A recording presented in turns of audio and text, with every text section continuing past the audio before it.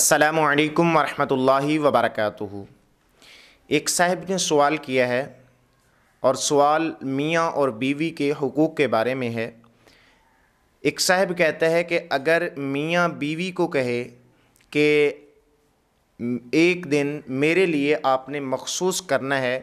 اور عورت اس رات کے اندر بہانہ بنائے کہ مجھے مخصوص ایام ہیں یا میں حالت حیض میں ہوں، حالانکہ اسے حالت حیض بھی نہ ہو، مخصوص ایام بھی نہ ہوں، تو اس بارے میں شریعت مطہرہ کا کیا حکم ہے؟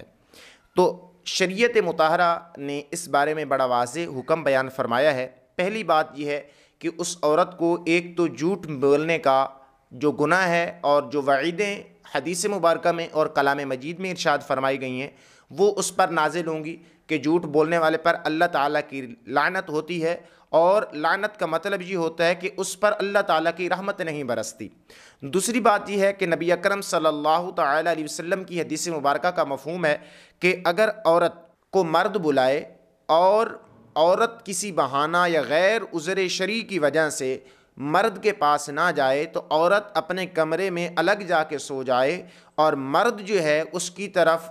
توجہ کر رہا ہو، اس کے آنے کا انتظار کر رہا ہو اور عورت نہ آئے، تو جب عورت سو جاتی ہے صبح اٹھنے تک اس عورت پر اللہ تعالیٰ کی لعنت برستی رہتی ہے۔ تو اس صورت کے اندر اس عورت پر یہ وعید بھی نازل ہوگی کہ وہ لعنت کی بھی مستحق ٹھہری جھوٹ بولنے کی وجہ سے، اور اپنے شوہر کی نافرمانی کرنے کی وجہ سے اور بہانہ بنانے کی وجہ سے وہ دوبارہ وعید کی مستحق ٹھہری۔ تو یہ دو کام اس عورت کے لیے لازم ہو جائیں گے اگر اس نے اپنے شوہر کی بات کو نہ مانا اور جو ایک مخصوص کام ہوتا ہے اس کی طرف اس نے توجہ نہ دی، یعنی کہ ہم بستری کے لیے اس نے بلایا اور وہ نہ آئی۔ دعا ہے کہ اللہ تعالیٰ آپ کو اور مجھے دین اسلام کی سمجھ عطا فرمائے۔ السلام علیکم ورحمۃ اللہ وبرکاتہ۔